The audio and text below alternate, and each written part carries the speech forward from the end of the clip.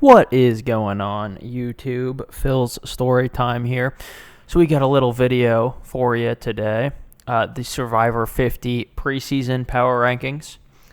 Survivor 50 is fast approaching. When I'm making this video, it's going to be in a little over 2 weeks is when it starts. So I thought I'd just release this before the season starts. I do plan on covering the season when it comes out, but this is a little preseason power rankings, and this is the odds for the person to win this season, not how good they are going into the season, and you'll see why there are a lot of players that should be a lot higher or a lot lower if we're talking all-time rankings, which that'll be a separate video, and after the season I will do a postseason power rankings, but this is strictly what I believe are the people in the order that I believe they have a chance of winning. So, without further ado, let's get into number 24. So, number 24, we have Mike White. Mike White is arguably a top 5 to 10 player on this cast if we're just talking about just general how good he is of a player. But I don't think he has that great of a chance just because he's blown up with the White Lotus since he's been on Survivor for the first time. And because of that, because he's making a lot more money than really anybody else on Survivor, especially this season, but probably just in general, that means that they're probably not going to want to award him the $1 million, even if he does get there, which I don't believe he will make it too far. I could see high upside for me, Final 7, maybe getting taken out at Final 7 as like a big threat to win, which I still just don't think so. Downside, early boot, because everybody knows, like, hey, not that he's a waste of a spot, because I think he's a great entertaining player, and he's just a great player in general, but some people might see him as like, why would we let him win? Why would we let him get another 3 days into the season whenever he already has, fame and money that we don't have? So with that being said, I think Mike White is definitely number 24. He is the person that I truly believe has zero shot to win this game. And maybe I could be wrong, but going into it, I think out of the 24 people, he's the only one that I'd completely rule out. But going into number 23, I have Camilla. Camilla, I would give a lot higher if she was on a cast, even without Kyle. Even if Joe was still on this cast, but you took Kyle off for somebody completely different that wasn't from 48, I believe Camilla would be top 12, probably at the very least. Very good player. I think people do hype up, and I think the edit gave her too much credit almost for how relative to how good of a player she was. But I still believe she is a good player, and I think if Kyle goes out before her, I could see her making a run to at least the merge and jury phase. But that's kind of if Kyle gets out early. And I know I should have said this at the beginning, I know there are different like spoilers and leaks for both the jury and just like who wins, who gets out early, whatever. This is a list that completely disregards that. I tried my best to not let the bias of what I've seen dictate these power rankings. So in my mind, they'd want to keep around Kyle more than they want to keep around Camilla, just because he's a bigger competitor.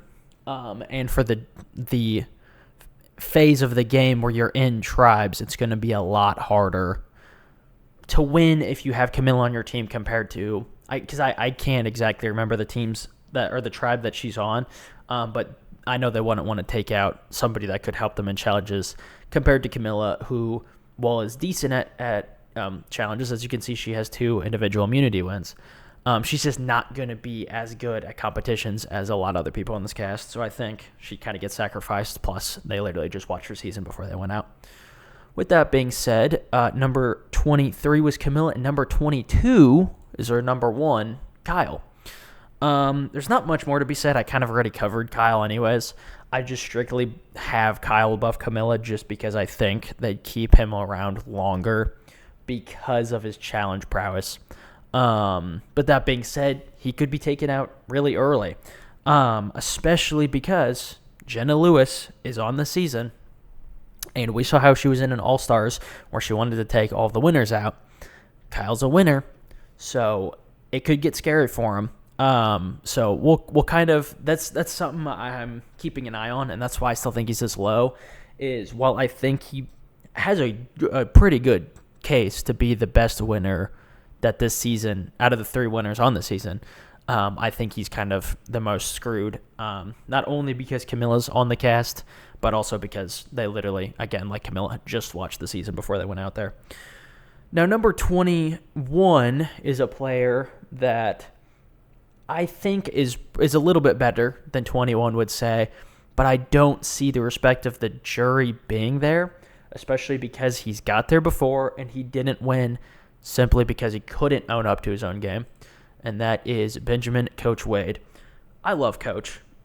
I am a little disappointed, though, that Pinner is not on the cast because Coach is, but that's still fine. You know, I'm not going to hold it against Coach. I'm not going to hold it against production. If Coach wants to play, Coach is going to play. With that being said, I don't see a good world or a reasonable world where he gets to the end and he gets enough respect from the jury. I could very well see somebody making the case for him playing a game like Joe in 48, where he kind of dominates the game, and he just doesn't get the respect of the jury, even though he was arguably the best player, or at least the second best player in the season, and had a case to be the best player in the season. And we've seen that. We saw that on South Pacific with Sophie, and he didn't own up to his game. And he should have won in the finals, but Sophie outplayed him. And it was completely his fault that he lost. And I feel like he'd do that again. I don't think Coach is a very self-aware player. I hope I'm wrong. I hope he comes into the season and he's completely different from South Pacific. But, again, we've seen the turnaround from Tocantins Heroes versus Villains and from Heroes versus Villains to South Pacific, and he really didn't change anything about his game. And so I'm a little scared that even given about, well, I guess it was over a decade, given over a decade of reflection, I'm still a little worried that he might not still realize what he needs to change about his game. So while I think I could very well see a case where he makes Final Tribal, I don't see many cases where he wins Final Tribal. Now, number 20 is somebody that I had a really hard time putting on this list because I don't think they're a great player. They're a great character, but I don't really understand I can't comprehend if they have a good chance to win a jury vote or not. And that player is Q. Q's a weird player. Q is a very fun player to watch, but Q is not great at the game of Survivor. And I am wondering in a season like Survivor 50, where we have a lot of people that love the game and want to respect the game by giving the win in Survivor 50 to the best player there, I don't think Q has a great chance at winning. With that being said, I think he could own up better at Final Tribal than Coach. I do think Coach's his path to the end is a little bit easier, but I think that if Q can make it there, he has a lot of a better chance than Coach does, which is why I have him one spot higher. Now, number 19 is somebody that I think has insanely, or at least really, really good jury chances, but I don't realistically see him getting there, especially at this point in his Survivor career. Number 19, I have Ozzy. Ozzy is, without a doubt, the best competitor of all time. We've seen that time in and time out. Extremely dominant. I mean, when I was putting together this list, I completely forgot he won 6 Redemption Island duels, which is absurd. I knew he won, obviously, the 5 immunities in Cook Islands, 5 of the 6 immunities, which is still baffling. But he won 6 redemption duels on Survivor South Pacific, which is baffling to me. That is insane. So he's without a doubt the best competitor the game of Survivor's ever seen. at least from an individual standpoint. We will get to probably the best tribe competitor of all time later on in this list. But I just don't see a world where they let him slide in to a spot where he can win out. And I don't know if at this point in his life he can win out. We've seen him do decently well when he's returned for game changers, but not amazing. So in my opinion, I think Ozzy has a great chance of going to the jury phase of the game, but I don't see that there's a chance that he makes the final three. But again, if he makes the final three somehow and he's not sitting against a few, and I mean a few people out of the 24 people, I believe he just wins.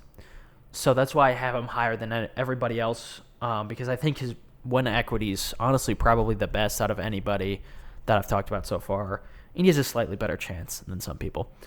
Now, number 18. 18's a weird player, kind of in the Q territory where I don't think they're a great player, but I think that they have a higher chance at winning just because of their story alone, although this season will be interesting to see how their story continues. And that's number 18, Emily Flippen. Emily Flippen is a weird player to rank on this list. I know she has a lot of connections with RHAP, with Rob Has a Podcast, but I don't know if that will give her enough stock to win the game. I think she's going to be taken out either early jury or right before the jury phase, just because people know she's going to have a really good chance to win the game if she can get there. So that's why I'm kind of hesitant to put her any higher. And she's just kind of a mixed bag. So I thought I'd slot her right here. Now, number 17 and number 16, a little spoiler for in just a few minutes, are both the remaining winners for on the cast. And I think they're both great players, but I don't see them having a great chance at winning Survivor 50. So at number 17, I have D. D, again, one of the best players on this cast, arguably the best winner on this cast. All three of the winners on this cast are great winners, so that's not saying a whole lot. But still, D is a great player. I think she's a little hurt by the fact that everybody sees her as the dominant winner, regardless of if you believe her to be the dominant or the best winner of the new era or not. I think most people agree it's between D and Kyle.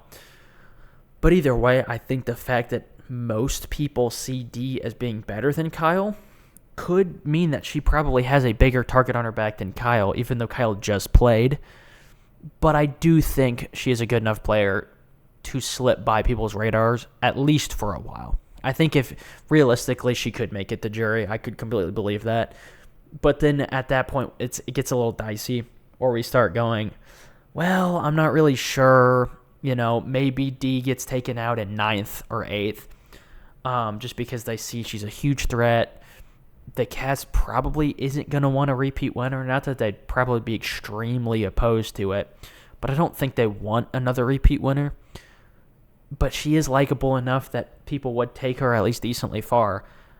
It kind of just depends on which side of the island or alliances within the island actually make it far. But I do believe she has a good chance of winning the game if she gets there, just not a great chance of getting there. Now, number 16, like I said, the other winner on the cast, it is Savannah from Survivor 49, the first of the 2 Survivor 49 players on the cast, and the first player that we're covering where the cast that went out on the island has no idea who they are or how they played. And I think that is a beneficial thing for Rizzo, which we'll get to later.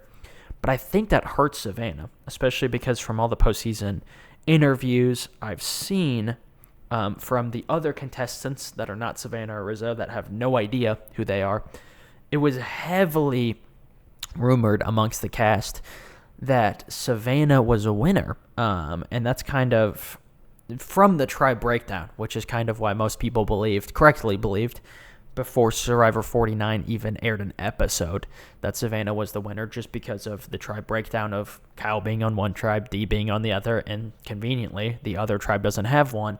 And Rizzo is on one of the Kyle or Dee tribes and not the other tribe. So I think most people saw it as, it's a little odd that there's only 2 winners and there's 3 tribes, so she's probably the third winner. And they were correct on that. So I think because they know that going into it, I think her chances at being able to fool anybody aren't great. And I think on top of that, she is such a good competitor, and I don't think there's a chance that Rizzo would rat her out. I don't think either of them are going to rat the other one out, at least until jury phase, if they both make it there. But I think people will start to realize Savannah's a really good competitor, and they're probably going to take her out sooner rather than later. But again, since she's an unknown, I have her higher than Dee, who is a known great player. Very obviously great player, and so she's probably going to get taken out before Savannah, or at the very least, Savannah has a slightly higher chance of making it to the end compared to Dee. Now, number 15 is my least favorite player on this cast, bar none. I really dislike this person. I don't think they're a good person. But unfortunately, I could not put them at number 24 because I think this is where they deserve to be. And it is number 15, Stephanie LaGrossa. Like I said, Stephanie LaGrossa, not a good person. Not going to get too much into it. But we've seen Stephanie on other seasons, and I think this season she's going to be very under the radar. There's so many big threats from the new era and the old era that are on this season where she's going to be able to sneak by a lot. She would be, and again, I think this is the position that Camilla would have been in if Kyle wasn't on the cast. I think she would have been at least in this range of kind of under the radar player that nobody's going to look at, and she can easily just make it to the merge. I don't know about her chance to win, but I do believe her chance to make the merge is significantly better than probably anybody below, just because why would we take out Stephanie? If you're her tribe, why would you take out Stephanie? She's a good challenge competitor, especially a good female challenge competitor. So I can't remember the tribe breakdowns again, but I don't know if this is original tribe lines or maybe this will happen like a tribe swap or something. But if you lose a immunity challenge, a tribal immunity challenge, and you're trying to pick between taking out Stephanie and taking out like Emily, I think generally they take out Emily, because why would you take out Stephanie when she's going to be a significantly better challenge competitor? So that's my logic for it. Again, I don't think she's going to win the season. I think if she gets to the end, she's going to be very similar to Sage from Survivor 49, where she gets maybe a vote or two, but generally the jury just doesn't respect her and just doesn't let her get close to the win. That's personally how I believe it's going to go. But I guess we'll see. Now going into Survivor, or to number 14, another player that I don't know. It's an odd player to rank, and I think she is in the exact spot that Stephanie is, and that Emily's in, and that Camilla would have been in, of these players where you're just kind of like, why would we take out this person?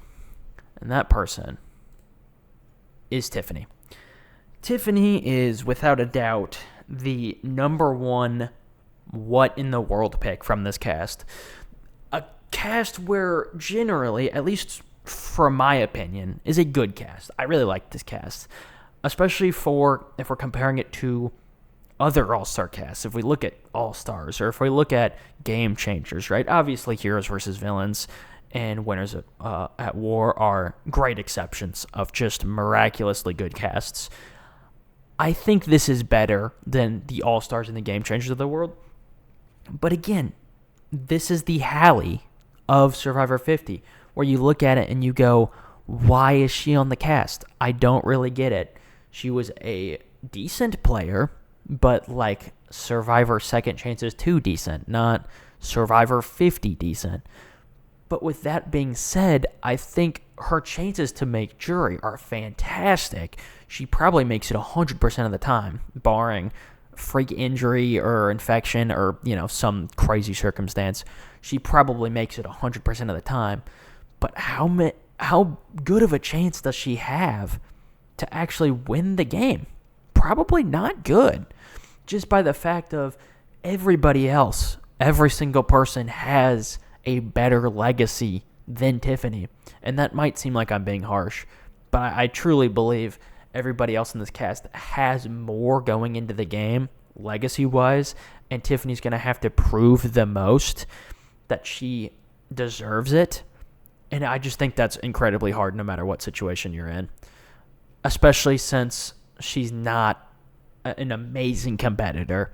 I think she can't just win out and win the season. So that's why I have Tiffany at number 14. Now going into number 13 is a player that used to be a good competitor, and it'll be very interesting to see them play again. Number 13, I have Colby Donaldson. Colby Donaldson, fat Superman. I don't really know what's going to happen with Colby. We haven't seen him play since Heroes vs. Villains. And on Heroes vs. Villains, honestly, he did not play a good game. He got dragged to the end in a situation where, realistically, he was one of probably the worst players on the cast. And I know I'll get to this when I eventually do a power ranking for Heroes vs. Villains. But at least off the top of my head, he was one of the worst players on that cast. And he kind of just got dragged to the end because during the hero phase, he was always in a good spot with the heroes, and then during the merge, the villains didn't take him out because he wasn't that big of a threat. You look at everybody else that they took out. You look at JT, right? Big threat that they knew they had to take out. You look at somebody like Rupert that they knew would probably win the game if it got to the end just because of how likable he is. And Colby is likable, don't get me wrong. But I think they recognized that they could just literally just let him be in the game, not have a say in the game, and then take him out at 5. And that's exactly what they did. So I wonder almost if that's exactly what's going to happen this season. But I will say there are a lot of strong guys and girls on this cast where I kind of wonder, is there going to be a strong person alliance, Survivor 48 style? And if so, Colby has a great shot at least to make it to the end. And he's a likable enough guy, and I think he's in good enough standings with everybody on the cast so that he could win a season. So he's kind of a confusing player to rank, but I have him here at number 13. Now, number 12, who I believe is the last person that I don't give a good chance to win, or at least a solid chance to win. Still kind of in the zone of I could see them winning, but I think they're going to have to prove more or do more than everybody else that's above them. And at number 12, we have Jenna Lewis.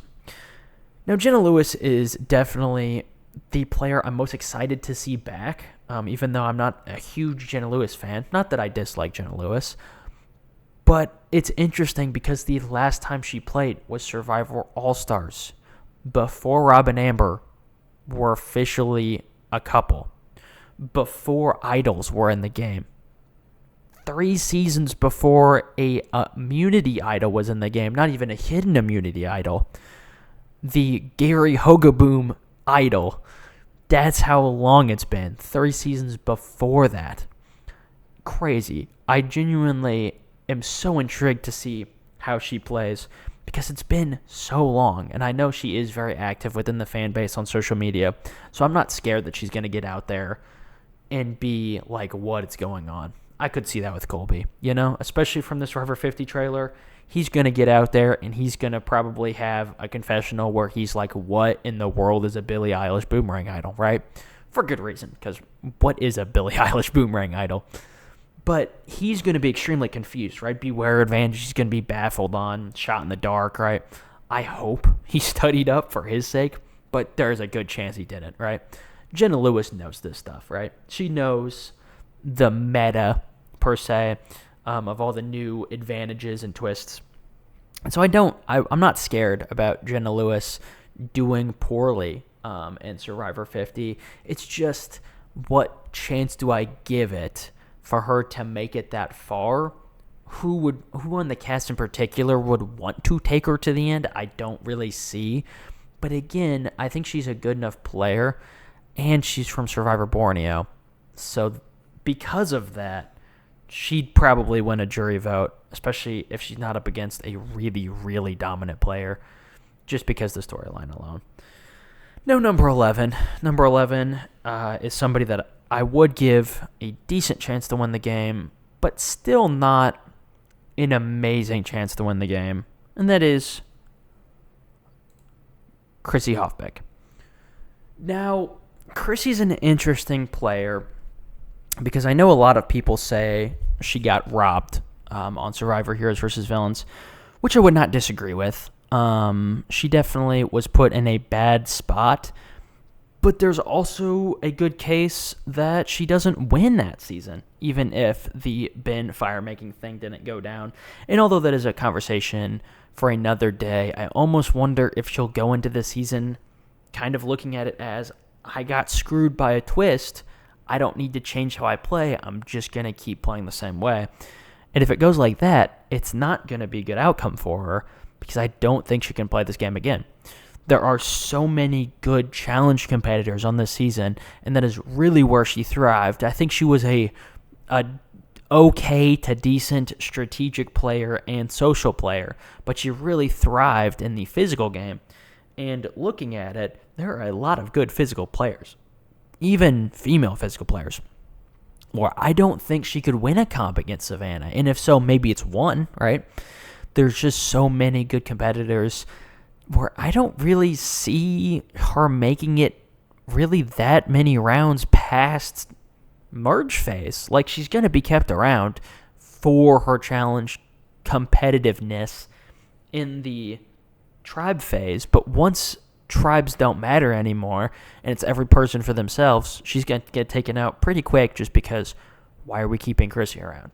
But again, I think the fact that she could make it, or she is almost guaranteed to make jury 100% of the time, and maybe she does comp out, or maybe she does improve her social and strategic game, or maybe she gets dragged to the end by somebody else and that person gets taken out and she's kind of their number two.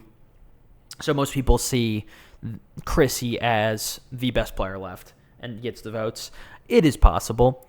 I give it an all right chance. That's why she's here at number 11, but not an amazing chance. That's why she's not higher. Now, at number 10, we have one of the worst, one of the worst players on the cast, probably bottom 8 at the very least in terms of strategic players, although he's not bad strategically. He's just not near as good as the rest of the cast. But again, one of the best competitors of all time. And I think he has enough. He has a good grasp on the game enough to be able to make the moves he needs to, as we saw in his season. So at number 10, I have Jonathan Young. Jonathan Young, he's the best competitor of all time in the tribe phase of the game, without a doubt. Insane challenge performances in the tribe phase and even out of the tribe phase.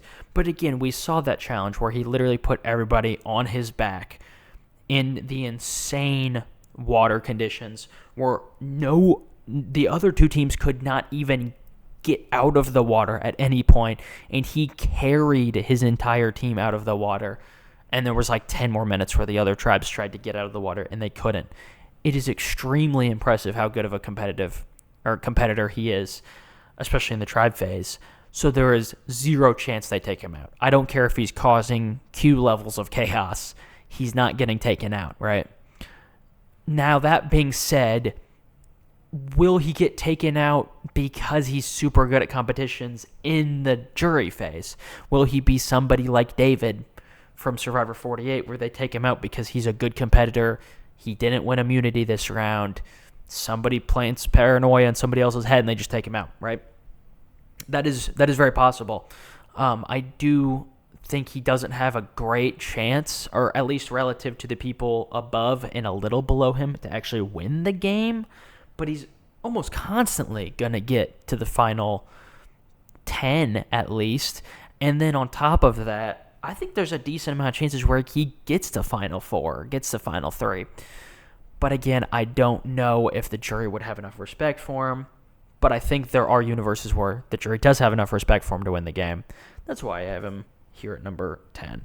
Now, number 9, the player that is by far the best player on the cast, but unfortunately, I don't think has a good chance of making it to the Final Three, but they win 100% of the times they are in Final Three, and that is Surrey Fields. One of the best players in Survivor history. Top 5, I think most people would agree on that, or maybe a little outside of top 5. We've seen her dominate multiple different games. Again, probably best or second best player on Panama, best player in Micronesia, a really good player on Heroes vs. Villains before she got sniped out by Tom, which is also an all-time great player.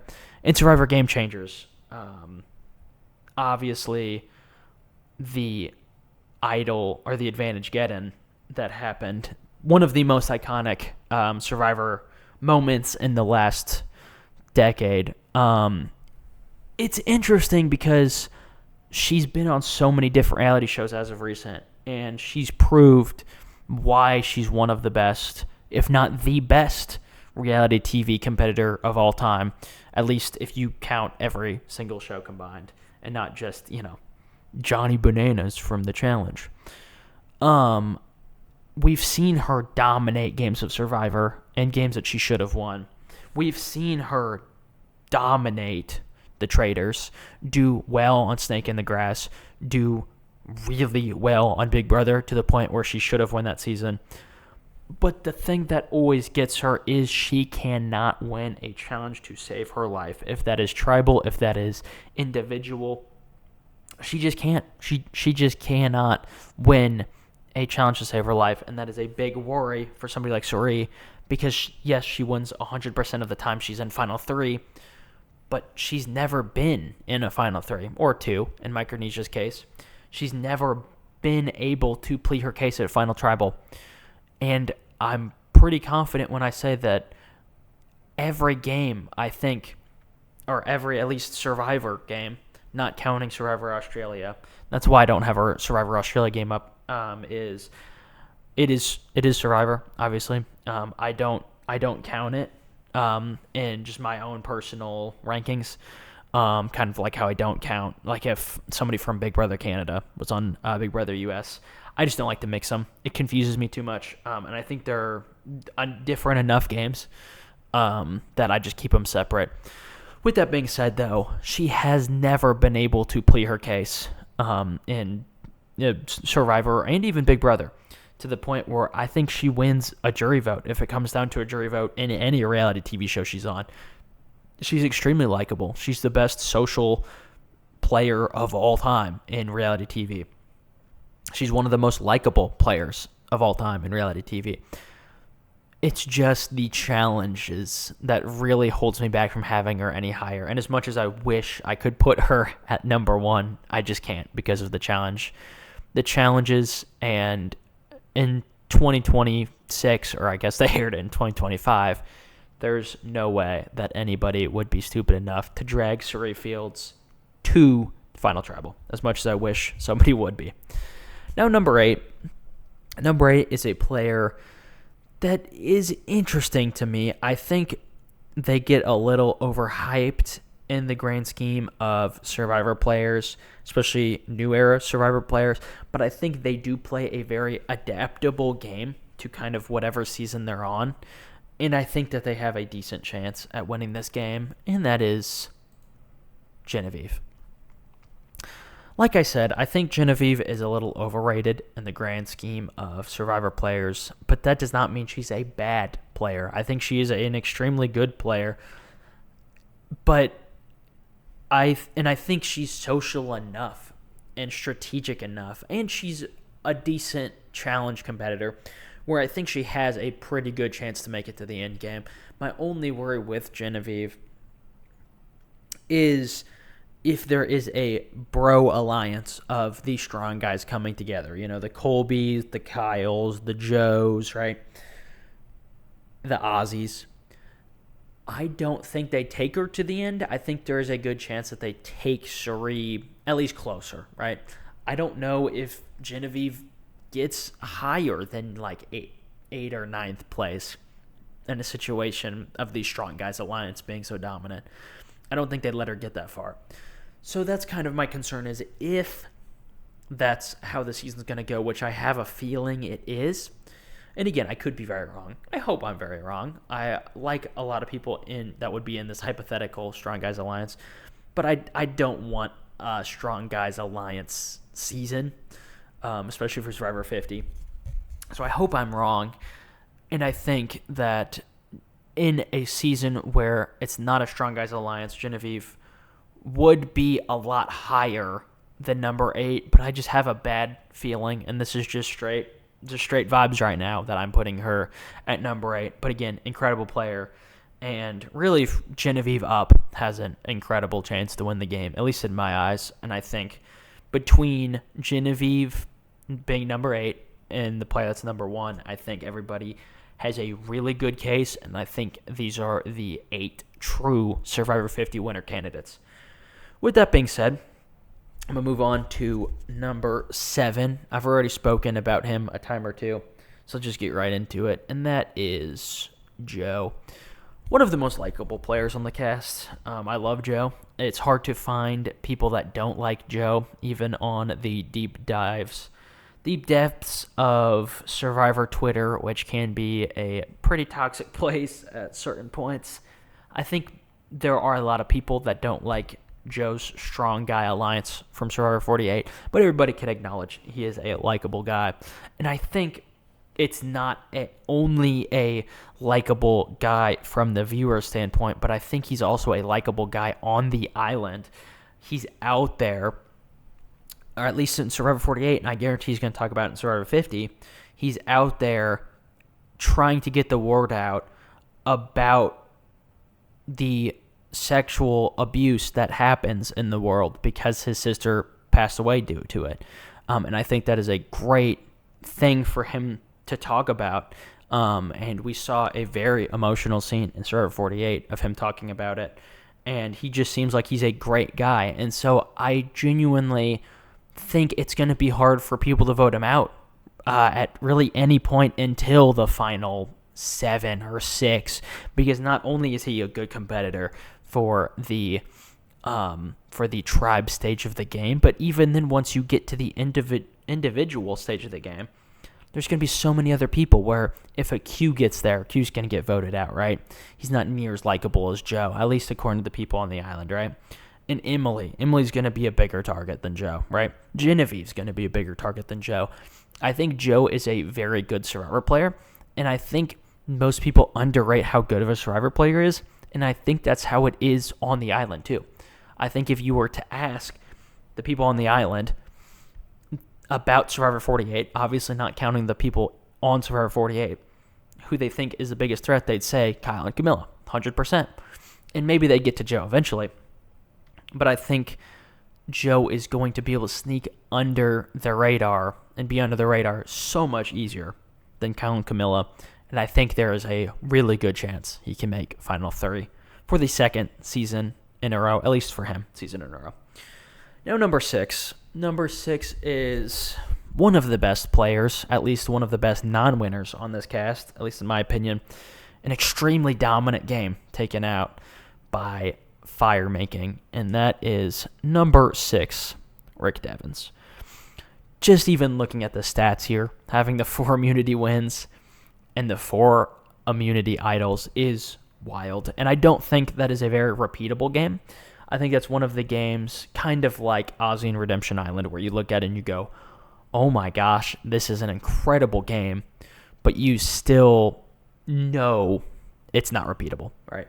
And I think that's what Rick Devens' Edge of Extinction game is. But that being said, I think it's the Joe effect of, I think he's just a likable enough dude, right? that I think that's going to carry him far enough. And I think he is a extremely good strategic player to the point where I think he could dictate a few votes, especially if either Sri's out of the game or Sri's on a different tribe. I think Rick Devens has a really good chance of getting a power spot in an alliance or in a tribe and just keeping it for a while. And yeah, I think there's a decent chance he gets sniped out because of a big threat he is. Again, how many different times did he need to be saved in Edge of Extinction because of how big of a threat he was? A lot of times, right? But that being said, he's not going to win 4 immunity idols on this season. He's not going to find 4 immunity idols on this season. He's not going to win 4 individual immunities on this season. He's not going to, right? It's too good of a cast. It's too crazy of a season where I don't even know if there'll be 4 immunity idols for him to find. Like, obviously, there's going to be the Billie Eilish Boomerang idol, and there's going to be probably the 3 that are going to be on the starting tribe speeches. But I don't think that there could be 4. I think it's going to be really hard for him to find 4 idols to begin with, let alone win 4 individual immunities. And even then, I think there's a lot of people in this cast that could have more respect in the jury than him. So that's why I have Rick Devens relatively low compared to his dominance on Edge of Extinction, but still fairly high because if he makes it to the end, he has a good chance of winning, especially if it's against really anybody below him on the list, not named Surrey Fields, of course. Now, number 5. Number 5, an extremely likable player. I really wanted to put them higher just because of their connections outside the game. I think they probably have a positive connection with near everyone on this cast. I don't think there's a single person that would say, hey, we need to get this person out. And that is Christian Hubicki. Love Christian Hubicki. One of my favorite players of all time. Awesome, awesome guy. So fun to watch on Rob Has a Podcast, especially Blood on the Clock Tower when they play that. And he has connections. Again, he has Emily through Rob Has a Podcast. He has a lot of different people through just being on Rob Has a Podcast. They're being an extremely active member in the community. And it's going to be hard to vote out Christian no matter what spot you're in. Not saying you're going to cry about it, right, if you're any player. But it's going to be extremely hard, and you're going to often, I imagine, point it on somebody else. If it's between Christian and Chrissy, right? I think there's a better chance that Chrissy goes just because the standpoint of Christian's such a likable guy, you don't want to vote him out. And yeah, I think most of the cast will smarten up to the fact that, hey, we can't let him get super far. I think he's going to squeak by a lot of rounds, just kind of like he did in David vs. Goliath. And I think if I had to predict somebody to make a big move that's not in the majority alliance, no matter what the majority alliance is, I think I put my money on Christian. I think he is an extremely good and savvy player, and just a player that is scrappy enough to be able to get something done. And I could very well see a situation where he makes a big move at Final 8 or Final 7 and goes at the next round, kind of Tom from Heroes vs. Villains-esque. But again, I think he has a good enough win equity to put him this high and good enough connections coming into the game. Now, number 4, we have the other Survivor 49 player, the other player that nobody knows coming into the game, and that is RIZGOD, Riz God, baby, Rizzo. Rizzo's an interesting player. I think if they were able to see Survivor 49 before going out on the island, which is obviously improbable and would not happen, but if it was able to happen, I think Rizzo would be a lot lower on this list. But I think the fact that they're going to look at Savannah and they're going to correctly guess that she's a winner, and they're going to look at Rizzo and go, oh, he's probably the comedic guy on the cast, right? His name's Rizzo, right? That's just a kind of a funny name. He's a goofy guy. There's very few times on Survivor 49 where he was like dead serious and not being at least a little funny, intentionally or not intentionally. So I think they're going to let him skate by a lot because they're going to be like, why would we take out this guy? But Rizzo is an extremely good strategic player, one of the best strategic players of the new era, somebody who I have extreme confidence in to be able to dominate a game of Survivor on a second season. And yes, it's going to be harder because it's Survivor 50, and there's so many great strategic players. But I'm really intrigued, especially if Cirie gets taken out early. I think there's a chance he steps into just a dominant role, in a role that just leads him to a victory. And I think being unknown and being what I assume being underestimated is really going to be a good thing for Rizzo's game. And that's why I have it here at number 4. Now, number 3, we have the last Survivor 46 player on the list out of the 3. That is Charlie Davis. Charlie Davis has a case to be the best, at least male, contestant of the new era. He's an extremely good player, and I know some people have complaints of him being game body, right? He doesn't have much of a personality. But that realistically doesn't matter when it's coming to Survivor 50 because, sure, maybe he's not the most entertaining on the episodes, but he is going to be a really good player, right? He lost in a way that, frankly, he shouldn't have lost. And it was no fault to his own, and a fault where his ally was bitter at him for realistically no reason, and it would have been a 4-4 tie at that point, and he would have won in that 4-4 tie because it would have been Dom and Wendell-esque, right? And he would have got the final vote. So that's where I'm sure going into the season he's at least a little glad. Like, obviously, if you can win Survivor, you want to win Survivor. But it is a little bit of a good thing going into this season in particular. He did not win it because it would be a huge target on his back, and he already has a huge target on his back. But just Charlie's personality in general is very under the radar, right? He's not making a big fuss, and especially the fact that the other 2 people from Survivor 46, because I'm sure they're going to be like the Survivor 48 people, right? They're going to be looked at as like this trio, even if they don't work together, right? Just this big trio where it's like, we got to take out the people that are the 3 people on the same cast, right? If you look at the other people, it's Q, who's a big personality that's probably going to get taken out decently early into the season, right? And Tiffany, who is also under the radar, but I think people would take out over Charlie because I think Charlie is a better social player. I think Charlie's also a better strategic player, and Charlie's definitely a better physical player. So I think he is going to be the last Survivor 46 contestant alive, and at that point, he's going to be able to coast through a few rounds because they're going to be like, why take out Charlie when we can take out Joe? Why take out Charlie when we can take out Devins, you know?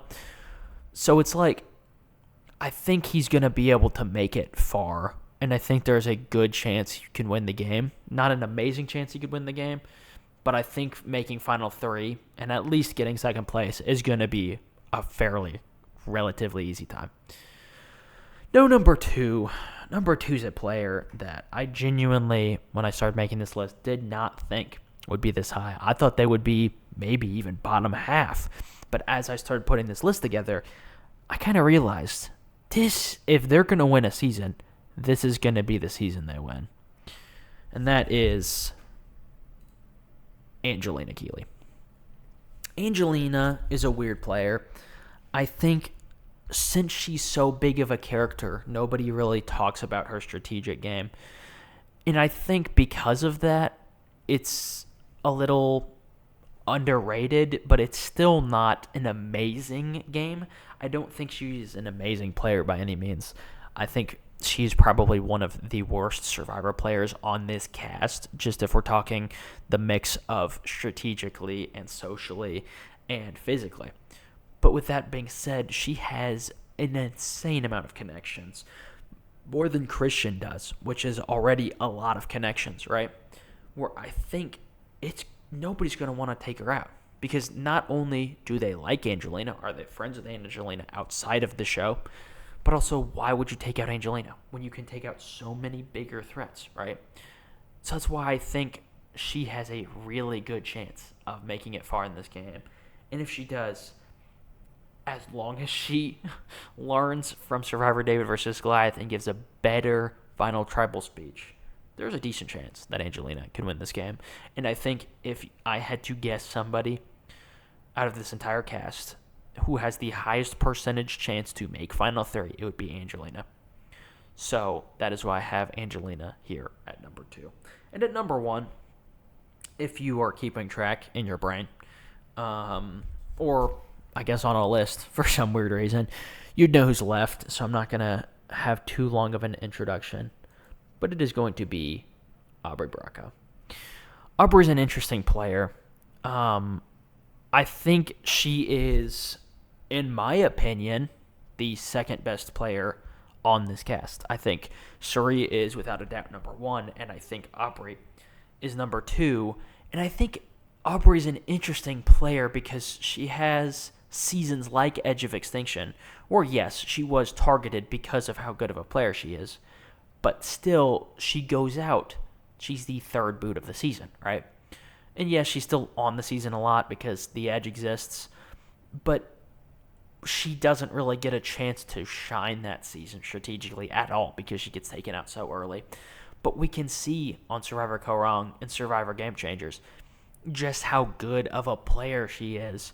Kaoh Rong is a game where she 100% deserved to win and really got screwed out of a win in that game from the 2 medevacs and just Michelle comping out in a spot where she really shouldn't have. And even then, the jury awarding Michelle, somebody who they liked more, the win compared to Aubrey, a player that ran strategic laps around Michelle. Right? And then Survivor Game Changers in a spot where she was taken out as the biggest threat right after Advantage Get-In. Of Cirie gets taken out into immediately Aubrey. I think she's gotten screwed a lot. Not as much as Cirie, of course. Surrey's the most screwed player in Survivor history. But I think she was put... We've seen her dominate the game. And even though she didn't win, we've seen her dominate from a bad spot in the game. And I think there's a lot of people on this cast that we haven't seen dominate from a bad spot in the game, right? As much as I think Charlie is an amazing player, we haven't seen Charlie try and dominate or be able to dominate in a rough spot in his game. He didn't have a rough spot of his game. So while he dominated Survivor 46 and should have won that season, we didn't see what he does when he has adversity. Well, we've seen that with Aubrey multiple different times across multiple different seasons. And yes, one of the times she got voted out in third. But the other 2 times she should have won the game and got 5th on a season of All-Stars. I think it really proves how good of a player Aubrey is. And I think she is a solid enough physical competitor where I could realistically see her winning a Final 4 immunity or Final 5 immunity when she needs to. And I think there's a good chance that Cirie would get taken out at about 6 or 5 in this season. And I think similar to Game Changers, Aubrey could get taken out 1 round after. But if that is at 6 or 5, Aubrey might just need 1 idol or 1 immunity win, and she could be in the Final 3, which I think she would win, assuming Cirie's not there. Now that being said, I think that is about it. I'm going to show you guys the final ranking, just so you can see it again. Number 24, we have Mike White. Number 23, we have Camilla. Number 22, we have Kyle. Number 21, we have Benjamin Coach Wade. Number 20, we have Q. Number 19, we have Ozzy. Number 18, we have Emily Flippin. Number 17, we have D. Number 16, we have Savannah. Number 15, we have Stephanie LaGrossa Kendrick. Number 14, we have Tiffany. Number 13, we have Colby Donaldson. Number 12, we have Jenna Lewis. Number 11, we have Chrissy. Number 10, Jonathan.